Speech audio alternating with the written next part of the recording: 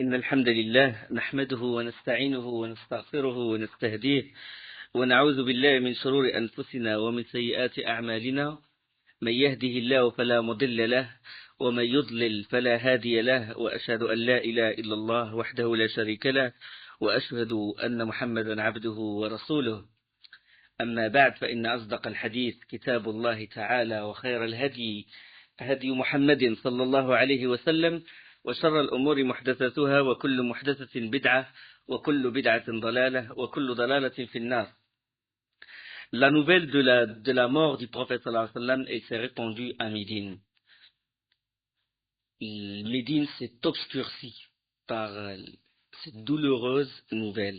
Comme a dit Anas, il nous décrit ce jour-là, il a dit: je n'ai jamais vu un jour aussi avant, c'est-à-dire pendant les Hijra, à la venue du prophète sallallahu alayhi wa sallam, il dit: je n'ai jamais vu un jour aussi lumineux et aussi beau que le jour où l'envoyé d'Allah et Abu Bakr arrivèrent à Médine.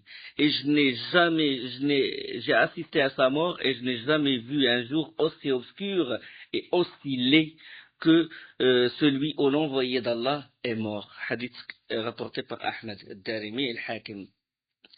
Omar n'a pas voulu croire. D'autres compagnons n'ont pas voulu croire à la mort du prophète sallallahu alayhi wa sallam. Omar leur a dit: non, celui qui dit ça, c'est un hypocrite. Si j'entends quelqu'un dire que le prophète sallallahu alayhi wa sallam est mort, je vais lui couper sa tête. Le prophète sallallahu alayhi wa sallam est juste allé chez Allah subhanahu wa ta'ala, comme a fait Moussa alayhi salam. Il est allé à la rencontre d'Allah au rendez-vous de 40 jours, et puis il est revenu voir son peuple. Le prophète sallallahu alayhi wa sallam va faire pareil. Et il haranguait la foule dans la mosquée. Abu Bakr as-Siddiq radiyallahu anhu,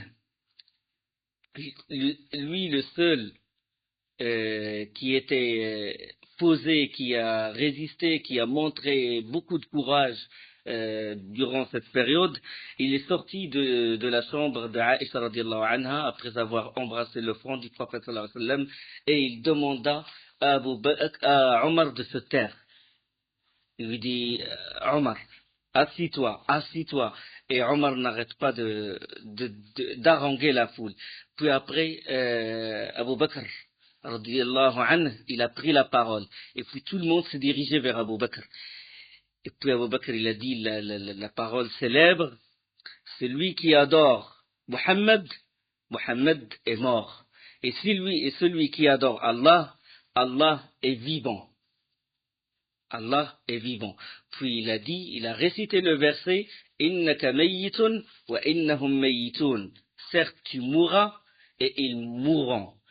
Et il a récité aussi le verset de Surat Al-Imran: Wa ma Muhammadun illa rasulun qad khalat min qablihi ar-rusul afa immata aw qutila inqalabtum ala a'qabikum wa man yanqalib ala aqibayhi falan yadurra Allah shay'a wa sayajzi Allahu ash-shakirin. Certes, Mohammed est seulement un prophète.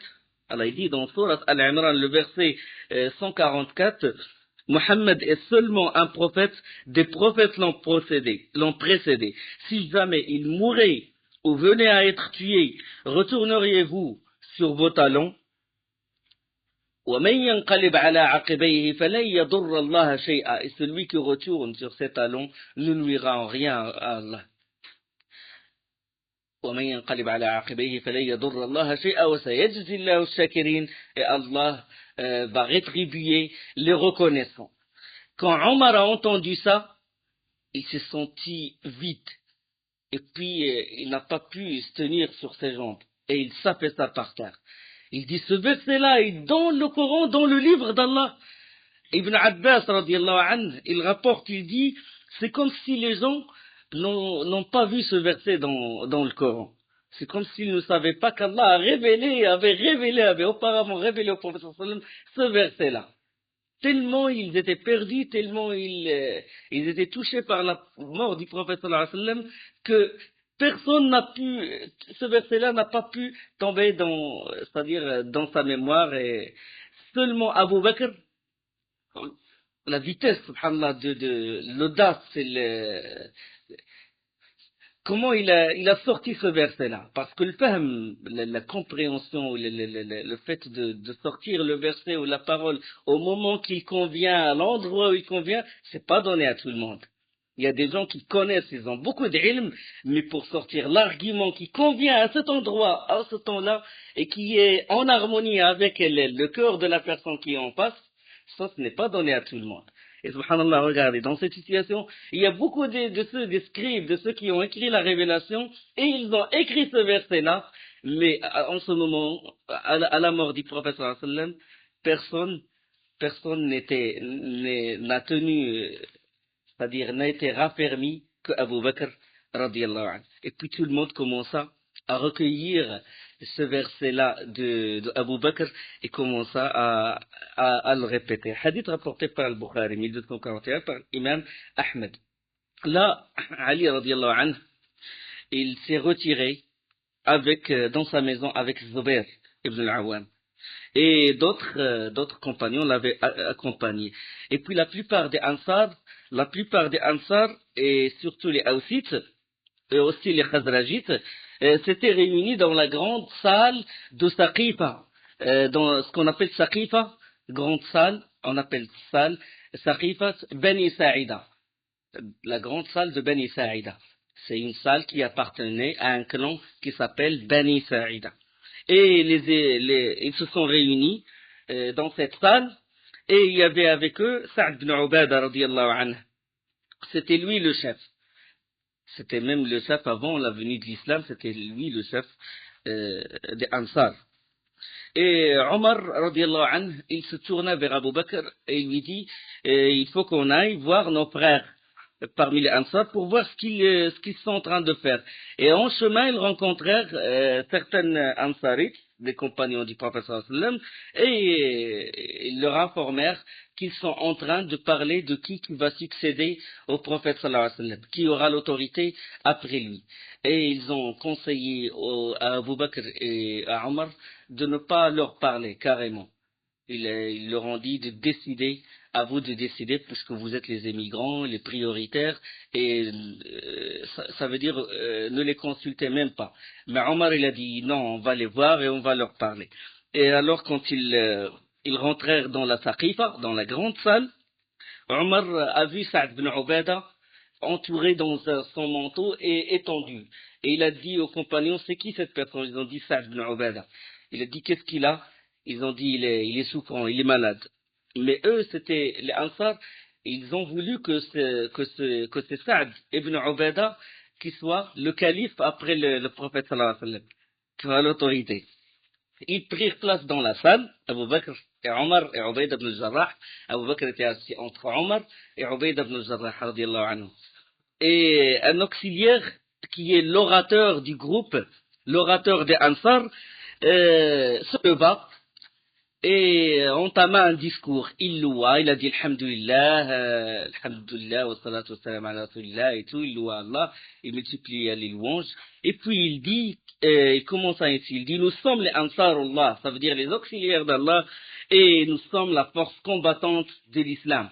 Parce que c'est les Ansar qui ont fait le pacte de l'Aqaba, le deuxième pacte de l'Aqaba avant l'émigration, comme quoi ils défendent le prophète sallallahu alayhi wa sallam, comme ils défendent leurs enfants et leurs femmes. D'accord? C'est ce qu'on appelle le pacte du jihad. Donc il a dit, nous sommes Ansarullah, les auxiliaires d'Allah, et nous sommes les combattants de l'islam. Et il a dit, et vous, ô immigrants, vous êtes des nôtres, puisqu'un groupe de votre peuple est venu se joindre à nous. Ça veut dire qu'il veut montrer la priorité des Ansar.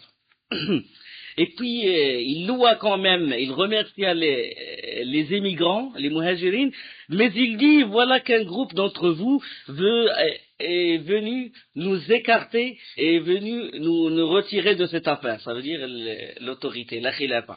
Et puis Omar, il a dit, j'ai préparé dans ma tête un discours. Je l'ai embelli dans ma tête et j'ai enlevé tout ce qui peut, toute la virulence, et on sait qu'Omar al-Khattab est virulent. Et il l'a embelli, quand il a voulu prendre la parole, Abu Bakr radiyallahu anhu, il lui fit signe de ne pas parler. Et Omar, puisque Omar qui rapporte ce hadith-là qui est dans le Bukhari, de 1462, il a dit, je n'ai pas voulu contrarier Abu Bakr. Puis Abu Bakr se leva, il loua Allah, et puis il fait un discours. Il a dit, Omar ibn Khattab, il a dit, plus beau que le discours que j'ai préparé dans ma tête, avec plus d'éloquence. Tout ce que j'ai voulu dire, il l'a dit. Et puis, on prend l'essentiel de ce discours-là, c'est que Abu Bakr leur a dit, écoutez, le Quraysh, il occupe une place unique et centrale. Unique, lignée héréditaire, elle remonte jusqu'où? Jusqu'à Ismaïl, alayhi salam, jusqu'à Ibrahim. Centrale, la Mecque. C'est Quraysh qui sont les gardiens du temple d'Allah, de la maison d'Allah. C'est eux qui ont ce privilège. Et les tribus de la péninsule arabique, ils ne peuvent pas se soumettre à quelqu'un d'autre que les Quraysh. Ils ne peuvent pas. Ils ne peuvent se réunir qu'autour d'un Qurayshite. Qu'autour d'un Qurayshite. Et puis, pour conclure, il prit la main de Omar et il prit la main d'Ubayda ibn Abi Jarrah, Abu Ubayda ibn Jarrah. Et puis, il a dit, je vous offre l'un de ces deux hommes. Faites allégeance à celui que vous voudrez. Et puis, Omar ibn Khattab, il a dit, je l'ai détesté de son discours que ça.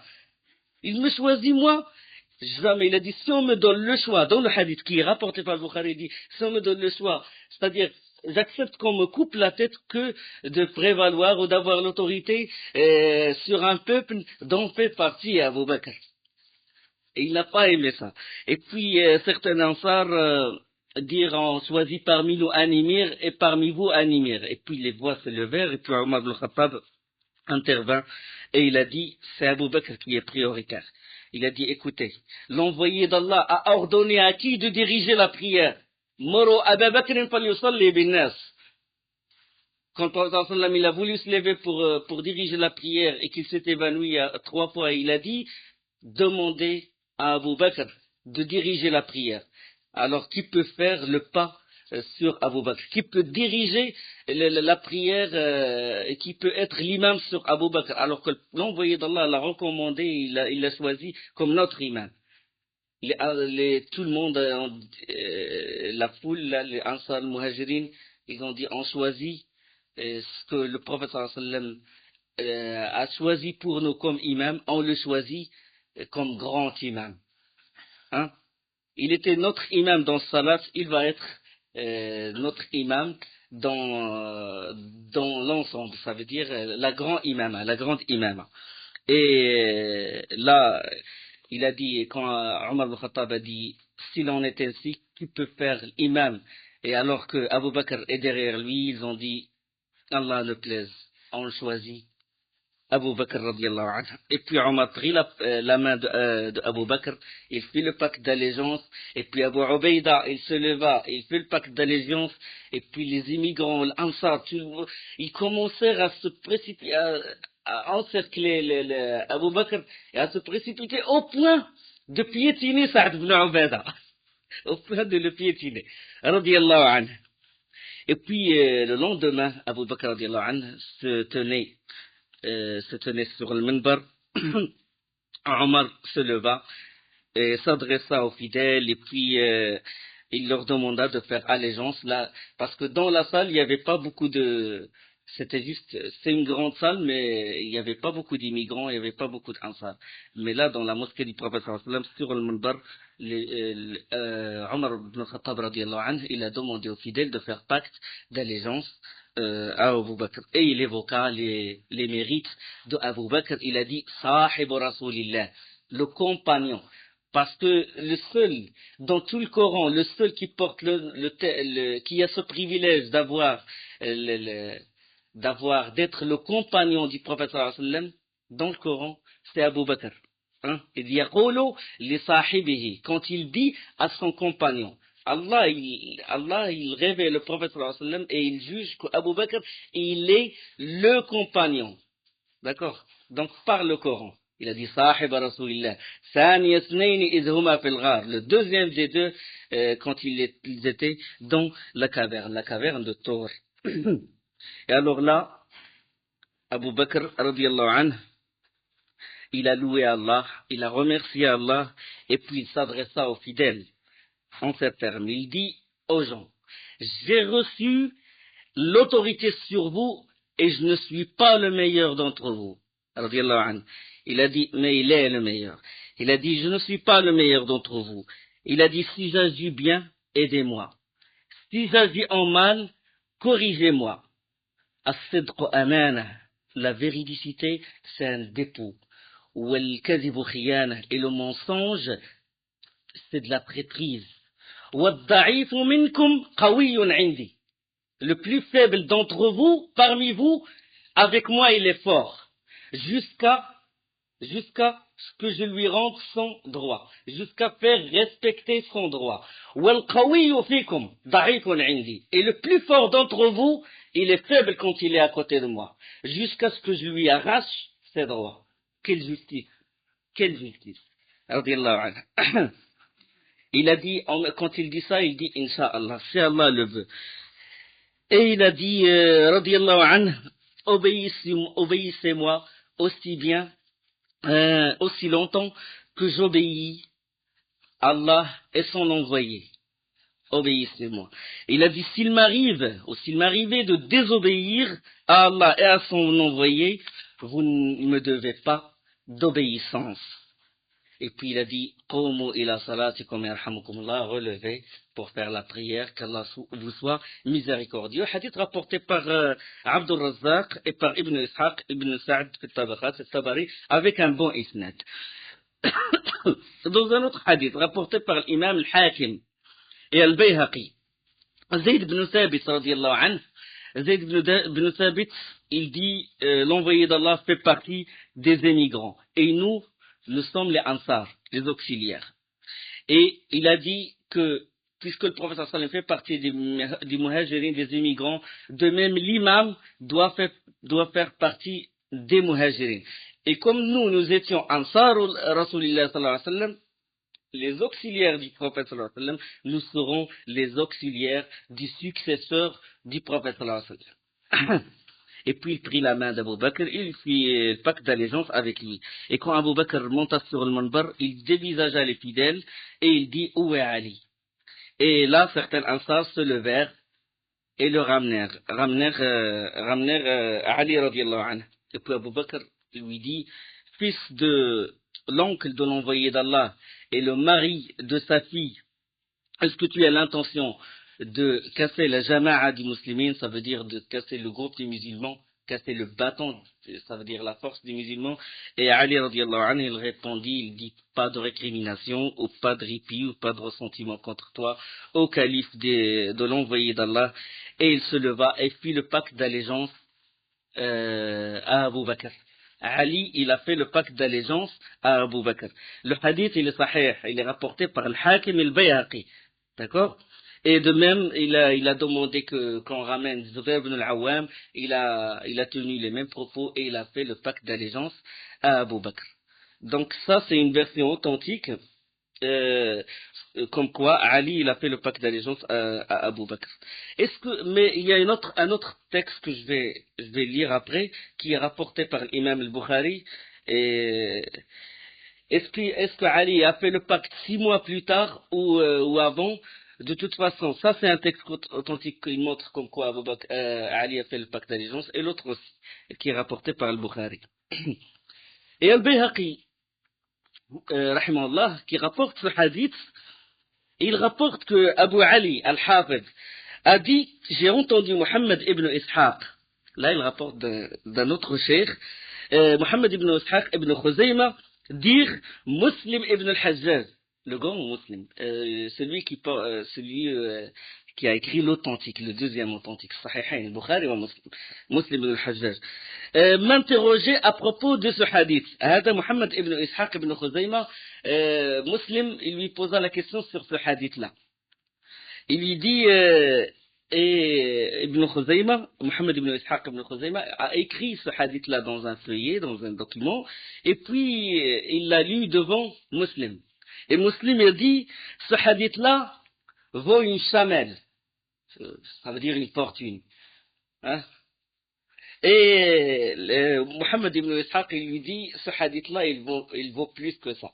Il vaut des étoiles. là, tout ce qui s'est passé alors que le prophète sallallahu alayhi wa sallam, euh, dans la chambre de Aïcha, étendu, hein, couvert par le drap et tout, et étendu. Et là, qu'est-ce qui s'est passé? Les compagnons, ils étaient, comme j'ai dit, étaient préoccupés par le problème de qui va être le calife. Certains compagnons, ils dirent à Abu Bakr, ô compagnon de l'envoyé d'Allah est vraiment mort, parce que d'autres étaient dans le doute toujours. Il a dit oui. Et quand il a dit oui, ça y est, parce que Abu Bakr, il est le véridique. Et puis ils ont dit, il leur recommanda que, que c'est les Bani Abdel Muttalib qui vont avoir le privilège de laver le corps du prophète sallallahu alayhi wa sallam. Hadith rapporté par Ibn Majah, par Tirmidhi Tabarani, avec un bon isnad, avec une bonne chaîne de rapporteurs. Et effectivement, après la prière, les membres de la famille du prophète sallallahu alayhi wa sallam décidèrent de le préparer pour l'ensevelissement, l'ensevelissement, et ils se rendirent dans l'appartement de qui? De Aïcha radiallahu anha. Les membres, c'était qui? C'était Ali radiallahu anhu, l'Abbas, ibn Abd al-Muttalib, al-Fadl, ibn Abbas, Qusam, ibn Abbas, et Shukran, l'affranchi du prophète sallallahu alayhi wa sallam, et Osama ibn Zayd aussi. Osama ibn Zayd. Et alors, une autre personne est venue voir Ali. Il s'appelle Aws ibn Khawli. Mais lui, il ne fait pas partie de la famille du prophète sallallahu alayhi wa sallam. Mais il supplia Ali pour qu'il le laisse rentrer et assister. Il a assisté au lavage du prophète sallallahu alayhi wa sallam. Il a dit, moi je représente, je te conjure par le droit de notre compagnie, de ce qu'on a partagé avec le prophète sallallahu alayhi wa sallam, est-ce que tu peux me laisser rentrer et assister au lavage du prophète sallallahu alayhi wa sallam? Et il rentra, il s'assit, c'est lui qui a représenté les Ansar. Aïcha radiallahu anha, elle raconte dans le hadith de Abu Daoud ibn Majah, avec une bonne chaîne de rapporteurs, que quand ils ont voulu laver le prophète sallallahu alayhi wa sallam, un débat s'ouvrit. Fallait-il déshabiller le prophète sallallahu alayhi wa sallam et le laver comme on lave nos morts, ou est-ce qu'on le lave au-dessus de ses vêtements? Ils divergèrent dans leurs propos, et puis tout d'un coup, subhanallah, Allah les a frappés de sommeil. Toute la famille, l'Abbas, Qotan, tout le monde. Et puis une voix, ils entendirent tous une voix laver le prophète sallallahu alayhi wa sallam au-dessus de ses vêtements. Et quand ils se levèrent, tous ont entendu la même chose. Qui a dit ça? Allahu a'lam. Quelqu'un, Allah l'a envoyé. Et là, comme j'ai dit, personne n'a connu celui qui a appelé, et ils le lavèrent, le prophète sallallahu alayhi wa sallam sur ses vêtements sans le déshabiller. L'Abbas et ses fils, Al-Fadl et Qatam, aidèrent Ali à retourner le corps du prophète sallallahu alayhi wa sallam. Ali, il a pris le corps du prophète sallallahu alayhi wa sallam et il l'a mis sur ses épaules. Et Shukran et Osama ibn Zayd, c'est eux qui versaient l'eau sur le corps du prophète sallallahu alayhi wa sallam. Et c'est Ali qui le frottait. Et l'Abbas, c'est lui qui le tournait avec le Fadl et Qatam. Hein? Et ils l'ont lavé. Et puis Ali radiallahu anhu, il a dit plus cher que mon père et ma mère, quand il avait le prophète sallallahu alayhi wa sallam, il dit quand ils sont bons dans la vie comme dans la mort. Et dans un autre hadith, il dit j'ai voulu voir en le prophète sallallahu alayhi wa sallam quelque chose qu'on voyait d'habitude chez les morts. Il a dit je n'ai vu aucun signe de mort dans le visage du prophète sallallahu alayhi wa sallam, dans son corps. Il a dit il semblait plongé dans un sommeil. Subhanallah. Et là, on l'enveloppa dans trois linceuls, trois draps blancs et en coton, et qu'on entoura autour du prophète sallallahu alayhi wa sallam, ni chemise, ni turban. Donc, le hadith est rapporté par l'imam Muslim, selon Aïcha radiallahu anha. Et là, la place où on devait l'enterrer, il suscita aussi une divergence. Où va-t-on l'enterrer? Va-t-on l'enterrer dans le Baqi', la cimetière de Baqi'? Peut-être près de Kalsoum, ou près de Ruqayya, ou près de son fils Ibrahim. Où va-t-on l'enterrer? Et là, ils s'en remettèrent à Abu Bakr, le plus savant. Et il dit, j'ai entendu l'envoyé d'Allah dire quelque chose que je n'oublierai jamais. Aucun prophète ne meurt sans être enterré à l'endroit où il est mort. Aucun prophète ne meurt sans être enterré à l'endroit même où il est mort. Il a dit creuser la tombe à l'endroit où se trouve sa couche. Hadith rapporté par Tirmidhi, 1018, il est renforcé par d'autres chaînes d'autres hadiths. Dans une autre version, qui renforce bien sûr celle-ci, il dira à Abu Bakr, doit-on enterrer l'envoyé d'Allah? Il a dit oui. Où va-t-on l'enterrer? Il a dit à l'endroit où Allah a pris son âme, car Allah n'a pris son âme que dans un endroit, que dans un bon endroit. Le hadith rapporté par Ibn Majah. Et là, un autre débat s'ouvrit à propos de la façon de creuser la tombe. Comment on va creuser la tombe? Et certains Ansar, certains Muhajirin, ils levèrent les voix à côté du corps du prophète sallam, et Omar radiallahu anhu, il a dit, ne levez pas vos voix sur le prophète sallam, vivant ou mort, faut pas lever votre voix. Et puis après, qu'est-ce qu'ils ont fait? Ils se consultèrent et convinrent d'envoyer à 2 hommes qui creusent les tombes.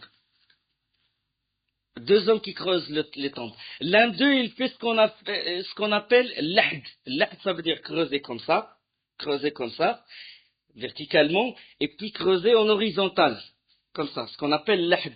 L'autre, ça c'est ce qui se fait en Orient. Et l'autre, il fait ce qu'on appelle shaq. Shaq, c'est en général le Maghreb, le Maroc, l'Algérie, la Tunisie, ils font shaq. Ils creusent comme ça, comme un web, comme ça, mais il ne creuse pas comme ça. D'accord? Shaq. Hadith d'Ibn Majah, avec un beau isnad. Et le premier qui est arrivé, ils ont dit le premier qui arrive, c'est celui qui va creuser la tombe du prophète sallallahu alayhi wa sallam. Le premier qui est arrivé, c'est un ansarite qui fait ce qu'on appelle l'ahd. Il creuse verticalement et puis il creuse comme ça en horizontal. Hein? Et c'est lui qui a creusé les tombes des martyrs de Badr. C'est lui qui a creusé. Et les savants ont déduit de ça que le lahd, ça veut dire creuser en vertical puis en horizontal, est mieux que de creuser juste comme ça et de mettre le mort au fond du creux. D'accord? Le lahd, il est mieux. Et selon Ibn Abbas, l'envoyé d'Allah a dit, le lahd est pour nous et le shaq pour d'autres que nous. Les deux sont autorisés, mais le lahd est mieux. Le lahd est mieux. Hadith, l'Albani, Cheikh Albani, il a dit, c'est hadith son isnad est faible, mais il est renforcé par d'autres hadiths, et il a jugé que ce hadith-là est hasan, est bon, est sahih. Dans le livre de Ahkam Jana'iz wa Bid'a, dans le livre de les règles d'itinérail et les innovations dans ces règles. Et c'était Ali radiallahu anhu, l'Abbas, et le Fadl ibn Abbas, ou c'est Ali, l'Abbas et le Fadl, c'est eux qui ont aidé ce Ansarit à creuser la tombe du prophète sallallahu alayhi wa sallam. Suqran, qu'est-ce qu'il a fait? L'affranchi du prophète sallallahu alayhi wa sallam, il a étalé un tissu, un drap rouge sous le prophète sallallahu alayhi wa sallam, dans la tombe. Il a étalé un tissu. Et hadith dans le Muslim. Et là, dans le hadith d'Ibn Majah, ils ont dit aussi à Abu Bakr, doit-on faire la salat sur le prophète sallallahu alayhi wa sallam, salat du janaza? Et il répondit, connaissant la science d'Abu Bakr radiallahu anhu, il a dit oui. Et ils ont dit comment faire? Qui va être l'imam dans cette salat? Qui va faire la salat sur le prophète? Il a dit les groupes doivent rentrer successivement et chaque groupe il fait le takbir, il fait la salat sans imam. Sans imam. Ils le font individuellement. Et puis, chaque groupe priait sur le prophète sallallahu alayhi wa sallam. C'était un groupe de 10. Ils prièrent individuellement, pas en groupe, individuellement, et ils sortent, et l'autre groupe, il vient. C'était la famille, son clan, après c'était le muhajirin, ansar, après les femmes, et après c'était les enfants, qui ont fait la prière sur le prophète sallallahu alayhi wa sallam. Et il fut enterré la veille du mercredi. Donc il est mort le lundi, le jour du lundi, il y avait le problème sur la khilafa, etc. Le mardi, c'était pour le laver, sallallahu alayhi wa sallam, et creuser la tombe et le mettre dans le linceul. Et c'est le mardi soir, la nuit, la veille du mercredi, il fut enterré, sallallahu alayhi wa sallam. Maintenant, la dernière personne à avoir touché le prophète sallallahu alayhi wa sallam, à avoir quitté le prophète sallallahu alayhi wa sallam. Donc, il y a deux versions. Il y en a qui disent que c'est Qutam ibn Abbas. Il y a l'autre version, c'est le Mughira ibn Shu'ba. Qu'est-ce qu'il a fait le Mughira ibn Shu'ba? Le prophète sallallahu alayhi wa sallam est dans sa tombe, avant qu'il remblait, si vous voulez. C'est ça, il couvre la tombe. Il a fait comme ça, il a enlevé sa bague et il l'a jetée dans la tombe. Il a dit, ma bague est tombée. Et il est descendu dans le creux, et puis il a pris sa bague et il toucha le corps du prophète sallallahu alayhi wa sallam, pour qu'il soit le dernier. La concurrence pour faire le bien. D'autres, ils disent que c'est le Qatam ibn Abbas qui était le dernier à... Mais on peut réunir de toute façon entre les deux versions. Entre les deux versions. Aïcha radiallahu anha lui posa la question ça veut dire, si le prophète sallallahu alayhi wa sallam avait donné la khilafa, à qui il va la donner? Et il a dit Abu Bakr. Et puis, hadith il est rapporté par Muslim de 1385 et par l'imam Ahmed. À qui le prophète sallallahu alayhi wa sallam aurait donné la khilafa? Et il a dit à Abu Bakr radiallahu anhu. À qui après? Il a dit Omar.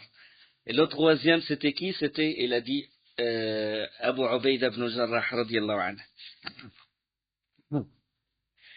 Là, concernant c'est un texte que j'ai évoqué pour parler de la priorité de la khilafa de Abu Bakr radiallahu anhu. Là, je vais parler d'un petit problème qui a eu lieu entre Fatima radiallahu anha et Abu Bakr. Mais on sait que tout ce qu'a laissé le prophète sallallahu alayhi wa sallam comme héritage, il fut distribué en aumône. Et la Fatima radiallahu anha, sa seule fille, normalement, il doit avoir comme héritage la moitié de la fortune du prophète sallallahu alayhi wa sallam. Mais puisque les prophètes, ils ne laissent pas d'héritage, donc il n'a pas eu cet héritage-là. De même les femmes du prophète sallallahu alayhi wa sallam, de même l'Abbas, il n'a rien eu de ce qui est resté au prophète sallallahu alayhi wa sallam. Et là, dans Sahih al-Bukhari, hadith numéro 3711, Fatima, il a réclamé sa part du fay de Médine. On a dit que le fay, c'est le butin qu'on s'approprie sans guerre. D'accord? Et il a réclamé également le fay de Fadak. On a parlé de Fadak, la bataille de Khaybar, les Juifs de Fadak. Et il a également le cinquième, ce qui restait du cinquième du butin de Khaybar. Et Abu Bakr a dit, l'envoyé d'Allah a dit, nous les prophètes, on ne peut hériter de bien de nous. Les gens ne nous héritent pas. Ce que nous laissons de bien est aumône. Ma tarakna fa huwa sadaqa. La yurasu les prophètes, on n'hérite pas les prophètes. Et il a dit, la famille de Mohammed aura sa part de l'argent de la caisse de l'État. Aura sa part de fait, de butin, tout ce qui est propre à la famille du prophète sallallahu alayhi wa sallam, dans le ghanima, etc. Et Fatima, il a eu un certain ressentiment contre Abu Bakr, et après à la mort de Fatima, parce que on sait dans le hadith qu'il a dit, le prophète sallallahu alayhi wa sallam a dit, tu es la dernière à me rejoindre. 6 mois plus tard, elle est morte. Ali radiallahu anhu, il l'enterra. Mais sans informer Abu Bakr Siddiq radiallahu anhu. Et après, Ali, il invita Abu Bakr, et chez lui, il a dit, nous connaissons certes ta prééminence, et nous savons ce qu'Allah t'a accordé, et nous ne sommes jaloux d'aucune des faveurs dont Allah t'a gratifié. Mais tu nous as mis devant un fait accompli, sans nous laisser le temps, sans nous laisser le choix.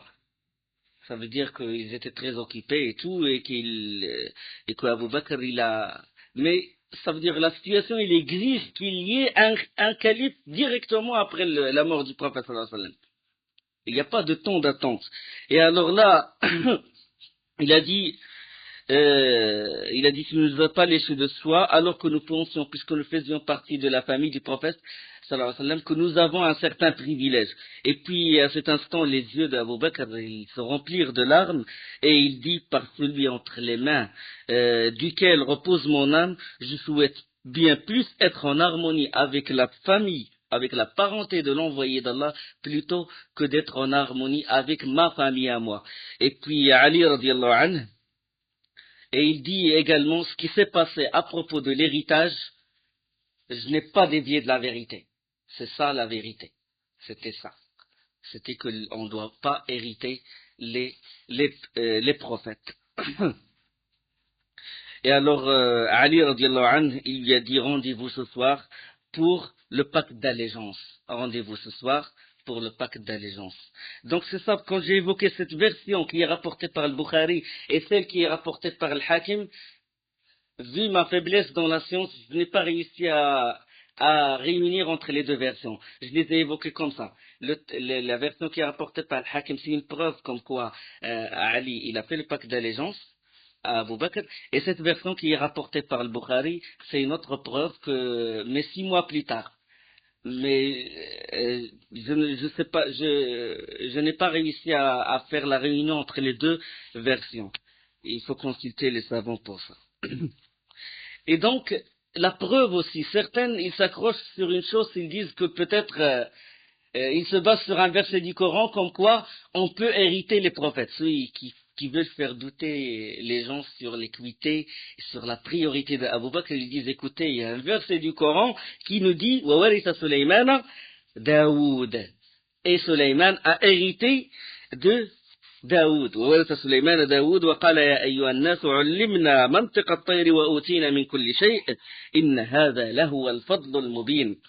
Dans la sourate 27, verset 16, et Salomon hérita de Daoud et dit, ô homme, on nous a appris le langage des oiseaux et on nous a donné part de toutes choses, c'est là vraiment la grâce évidente. Donc, comment on peut répondre? Que Sulayman, il a hérité de Daoud, alayhi salam. Là, c'est l'héritage, il ne vise pas les biens matériels, mais il vise quoi? La prophétie et la royauté. Sulayman est roi, Daoud est roi. Parce que si le verset il parle, s'il s'agit d'héritage des biens matériels, ça serait banal, ça veut dire le verset il n'a aucune importance, vu qu'il parle de l'éminence de Sulayman et de Daoud, il ne va pas parler des biens matériels, il va parler sinon tout le monde, les gens, ils héritent les autres. Pourquoi il va pas, Allah subhanahu wa ta'ala, non, pour montrer la valeur de ces deux prophètes, il dit que Daoud ou Sulayman a hérité la prophétie et la royauté de Sulayman. Sulayman a hérité de la prophétie et la royauté de Daoud alayhi salam. Comme vous connaissez le hadith, il se trouve dans Riyad Salihin, il est hadith de Abu Darda qui est rapporté par Abu Daoud. Les ulama warathathun al-anbiya, les savants sont les héritiers des prophètes. Et les prophètes n'ont pas laissé d'héritage ni dinar ni dirham. الأنبياء ما ورثوا درهما ولا دينارا. Or, les prophètes n'ont laissé en héritage ni dinar ni dirham, mais ils ont laissé l'ilm, la science. Oui, tout à l'heure, j'ai dit sur le hadith, sur qu'a chuchoté le prophète sallallahu alayhi wa sallam à Fatima radiallahu anha, avant sa mort, il lui a dit, et je me suis trompé au lieu de dire, tu es la première personne à me rejoindre, et j'ai dit, tu es la dernière. C'est la première personne qui a rejoint le prophète sallallahu alayhi wa sallam. La preuve, elle était morte, elle est morte 6 mois plus tard. Donc, on a presque terminé. On a terminé la sira du prophète sallallahu alayhi wa sallam. Il y a un hadith très important, c'est un hadith de Bukhari, 5666 et 7217. Hadith de Aïcha. On a parlé de la première partie de ce hadith, c'est quand le prophète sallallahu alayhi wa sallam est revenu du cimetière de Baqi' et qu'il avait mal à la tête. quand il est rentré voir Aïcha, il la trouva elle aussi malade. Et il criait, oh, ça, oh, ma tête, je souffre. Et puis le prophète sallallahu alayhi wa sallam, il a dit, c'est moi plutôt qui dois dire, oh, ça, c'est moi plutôt qui dois dire, oh, ma tête.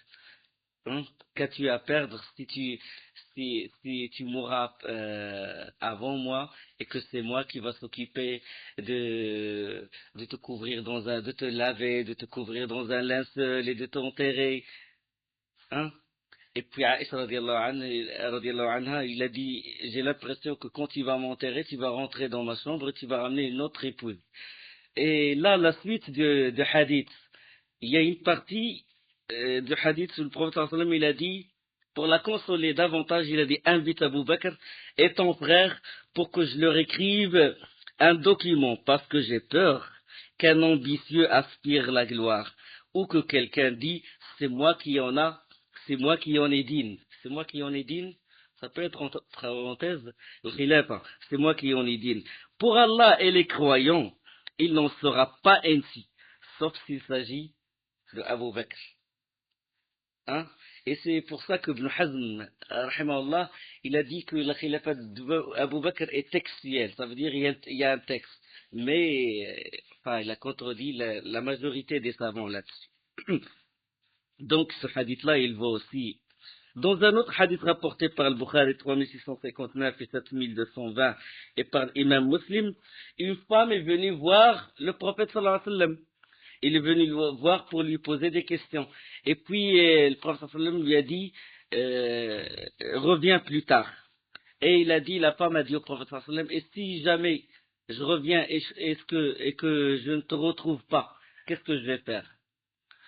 Le rapporteur du hadith, Jubair ibn Mut'am, il rapporte le hadith de son père, Mut'am ibn Adi. Il dit, mon père a dit que elle sous-entend la mort du prophète sallallahu alayhi wa sallam.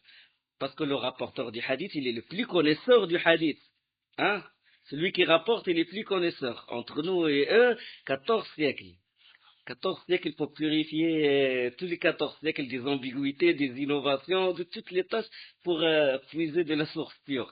Donc, Jubair ibn Mut'am, il a dit, mon père a dit que cette femme, elle sous-entend la mort du prophète sallallahu alayhi wa sallam. Il a dit, si je reviens que je ne te retrouve pas, le prophète sallallahu alayhi wa sallam, il a dit, adresse-toi à Abu Bakr. Donc, tous ces textes, ils convergent vers un point, c'est que Abu Bakr est le plus prioritaire de la khilafa. Je crois que je vais m'arrêter ici. On a terminé la sirah du prophète sallallahu alayhi wa sallam. Alhamdulillah. Si je me suis trompé ou je m'en excuse, c'est par ma faute et par Satan. Et Allah est infaillible et le prophète sallallahu alayhi wa sallam est à l'abri de toute faute. Et je me suis basé sur les versions authentiques, Inch'Allah. Certaines étaient faibles, mais les savants, ils ont dit qu'on ne traite pas la sira comme on traite les hadiths qui parlent des ahkam, des lois, ou des aqidah. Donc, tu peux argumenter, tu peux sortir une version même s'il est faible, dans la sira du prophète sallallahu alayhi wa sallam. D'autres, ils sont c'est-à-dire, ils sont fermes qu'il ne faut pas prendre d'un hadith da'if. Hein? Et bon, j'ai pris de Bukhari, de Muslim, Sirat ibn Hisham, Sirat de Ibn Ishaq, Ibn Kathir, Al-Bidaya al-Nihaya, Dala'il al-Nubuwa lil-Bayhaqi.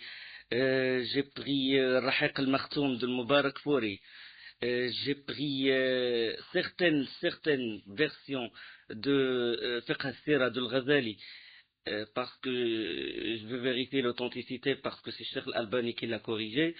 Et j'ai pris également des livres de Sunan, Abu Daoud, Tirmidhi, Nasa'i, Ibn Majah.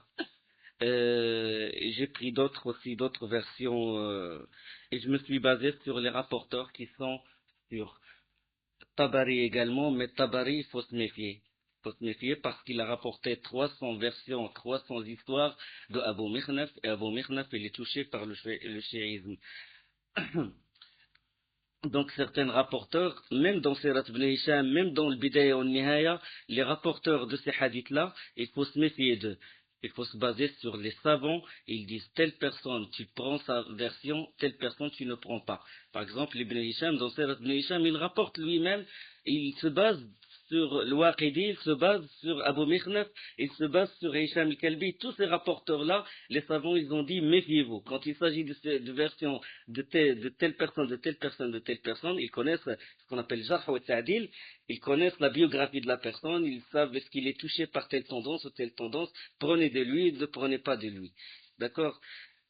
Et, alhamdoulilah, bon, en gros, c'était des versions authentiques où, Inch'Allah, qu'il en fasse profiter les jeunes et qu'il y aura quelqu'un qui est plus fort que moi parce que c'est parce que j'ai trouvé le terrain vide que je me suis avancé et je ne suis pas plus savant que vous. C'est juste une volonté de, comme a dit, c'est pas Ud'u ila sabili, je m'applique pas le verset, appelle les gens vers la voie d'Allah avec, comme dans le hadith, dans le verset de la sourate Yusuf, قل هذه سبيلي أدعو إلى الله, voici ma voie, j'appelle les gens vers Allah, ala basira, nous basons sur une preuve évidente, wa subhanallah, gloire à Allah, subhanallah wa ma ana min al-mushrikin, je ne fais pas point partie des associateurs, je ne m'applique pas ce hadith-là, mais je m'applique ballighu anni wa law aya, hein, propager même un seul verset du prophète sallallahu alayhi wa sallam, Inch'Allah, il y aura quelqu'un qui est plus connaisseur, et excusez-moi si j'ai vu ma faiblesse dans la langue française et il y a certaines choses où je m'exprime assez mal, mais pardonnez-moi si ces lacunes-là.